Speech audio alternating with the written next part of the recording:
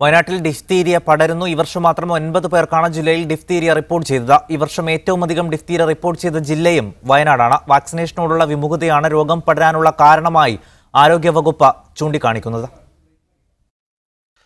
കഴിഞ്ഞ വർഷം ഏറ്റവും കൂടുതൽ ഡിഫ്തീരിയ കേസുകൾ റിപ്പോർട്ട് ചെയ്തത് മലപ്പുറം ജില്ലയിലായിരുന്നെങ്കിൽ ഈ വർഷം അത് വയനാട്ടിലാണ്. കഴിഞ്ഞ വർഷം ഒരാൾക്ക് മാത്രമായിരുന്നു ജില്ലയിലെ ഡിഫ്തീരിയ ബാധ. എന്നാൽ ഈ വർഷം പകുതിയാവുമ്പോഴേക്കും 9 കേസുകൾ റിപ്പോർട്ട് ചെയ്തത് ആരോഗ്യവകുപ്പിനെ ആശങ്കയിലാക്കിയിട്ടുണ്ട്. തുടക്കത്തിൽ തിരിച്ചറിയാൻ പ്രയാസമായതിനാൽ സ്കൂൾ കുട്ടികളിൽ അതിവേഗം ഡിഫ്തീരിയ പകരുന്നതായി കണ്ടെത്തിയിട്ടുണ്ട്. രോഗബാധ തിരിച്ചറിയാതെ ചുമയും ജലദോഷവും എന്ന് കരുതി നിസ്സാരമാക്കുന്നതാണ് കാരണം. വാക്സിനേഷൻ നമുക്ക് നിർബന്ധമായിട്ട് കൊടുക്കാൻ പറ്റില്ല എന്നുള്ളതാണ്. കുറേ ആളുകൾ പല രീതിയിൽ തെറ്റിദ്ധരിക്കപ്പെട്ടിട്ട് കൊടുക്കാതിരിക്കുന്നുണ്ട്.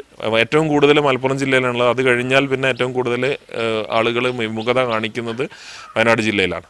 രോഗം സ്ഥിരീകരിച്ചവരുടെ വീടിനടുത്തുള്ള 100 വീടുകളിൽ സർവേ നടത്തിയാണ് ആരോഗ്യവകുപ്പ് പ്രതിരോധ പ്രവർത്തനങ്ങൾ സംഘടിപ്പിക്കുന്നത്.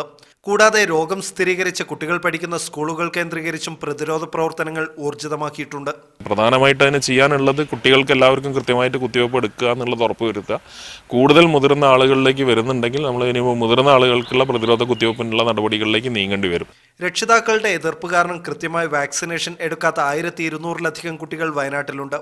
സ്കൂൾ പ്രവേശനത്തിന് വാക്സിനേഷൻ നിർബന്ധമാക്കാൻ സർക്കാർ ശ്രമിച്ചിരുന്നെങ്കിലും ഇത് ഇനിയും പ്രാവർത്തികമായിട്ടില്ല.